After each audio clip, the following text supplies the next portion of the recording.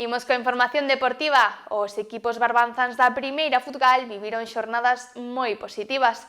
O Valiño conseguiu a vitoria por 1-2 contra o Ponte Caldelas, o Abanqueiro co 2-0 contra o Marín e o Unión co 3-0 ante o Agolada.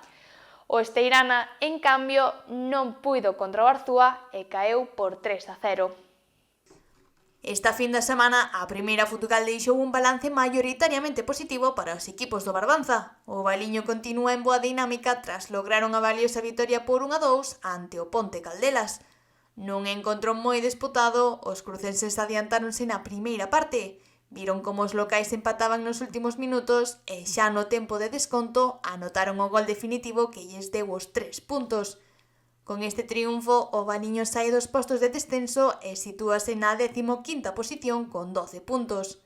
A próxima xornada xogará na casa fronte ao Codeiro. Pola súa banda, o Abanqueiro sumou unha nova vitoria tras impoñerse por 2-0 ao Marín. Nun partido moi igualado na primeira metade, os boirenses adiantáronse xusto antes do descanso, unha vantaxe que souberon administrar durante todo o encontro.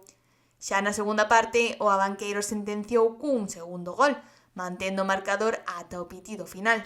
Con este resultado, o conxunto barbanzán sitúase na 14ª posición con 15 puntos e afrontará a próxima xornada o 21 de decembro fronte ao Agolada.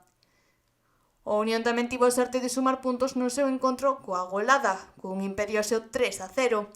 Na primeira metade, ambos equipos souberon manter as forzas e o marcador a 0, pero no momento da volta ao campo tras o descanso, as tornas xiraron completamente a favor dos rianxeiros, quenes nos últimos 20 minutos do partido anotaron un gol tras outro ata acadar o 3-0 que lles fixo obter os 3 puntos. O Unión mantense así na zona alta da clasificación, nun terceiro posto con 23 puntos totais. O seu seguinte rival será o Flavia, equipo co que se enfrontará o domingo como visitante. No grupo 2, a Esteirana non correu a mesma sorte e caeu por 3-0 contra o Arzúa. A pesar dos seus esforzos, os barbanzans non lograron frear aos oponentes, que xa se adiantarían no marcador na primeira metade do enfrontamento. Tras o descanso, os de Arzúa volveron aínda con máis ánimos e forzas e impuxeron unha vantaxe difícil de alcanzar con 2 goles máis. O Esteirana segue na zona de perigo nesta liga, no último posto. Buscará redimirse no seguinte encontro contra o Cire de Melide.